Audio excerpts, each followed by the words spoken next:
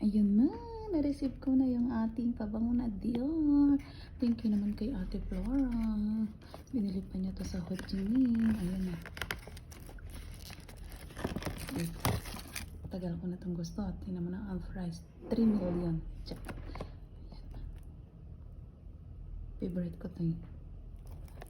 Dito kasi sa sa Danang wala. Unboxing natin. Wait lang.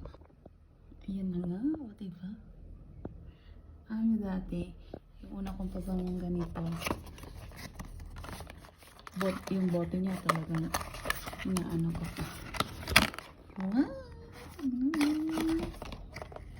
Ay! Basag ko nga guys. O diba? Ay, maliit pa lang siya. Maliit lang.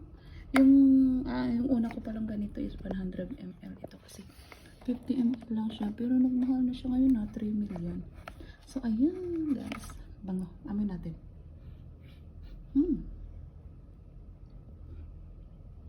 Ay, bakit iba yung amoy niya ngayon? So, ito na nga.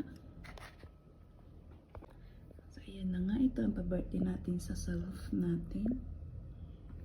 Thank you kay Ate Flora na binili niya pa sa Ho Chi Minh. Yeah. Happy birthday, self.